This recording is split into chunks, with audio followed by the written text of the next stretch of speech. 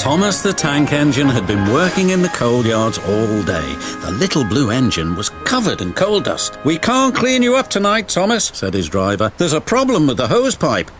"Bother," said Thomas. "A bath would make me feel much better. The others are sure to say I look silly."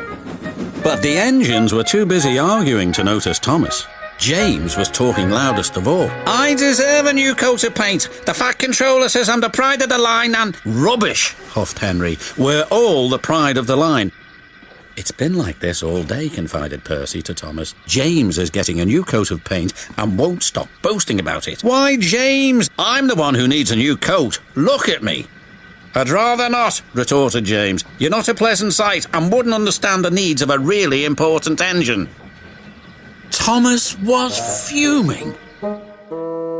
Next morning, as James was being repainted, Henry had an accident.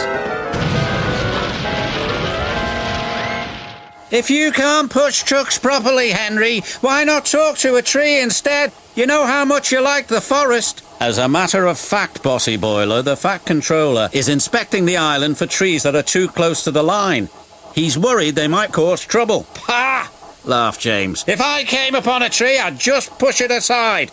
"Really?" replied Henry. Soon James was showing off his paintwork. "Make way for an important engine." "You wouldn't feel important if one of these trees crashed on you. You'd feel hurt," reproached Percy. "Rubbish! It wouldn't dare." "You should be careful, James. Trees can be just as powerful as engines," advised Terence. "Pah!" snorted James. "Now excuse me, the Fat Controller needs me to pull the express."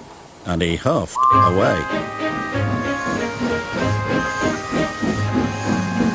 But James was wrong. "You must go to the yards and collect an important goods train, James. It's heavy, so be careful," said the Fat Controller.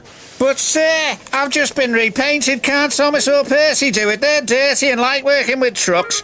Really useful engines don't argue. So James didn't. By the time he arrived at the yards, the weather had changed for the worse. "Your colour's nice, James. Pity about your face, though," said a truck.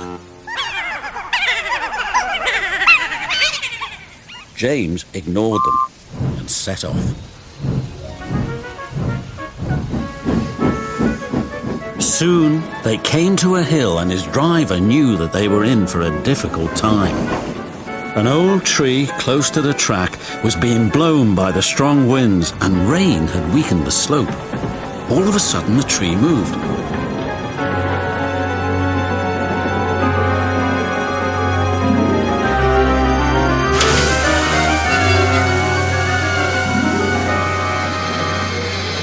"Oh, help!"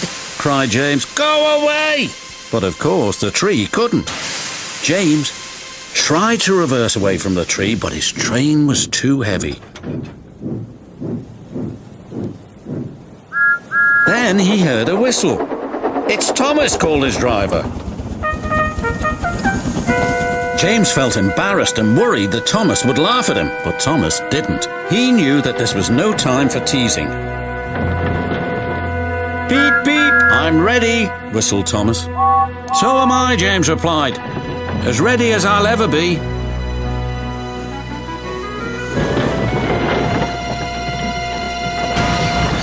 They were just in time.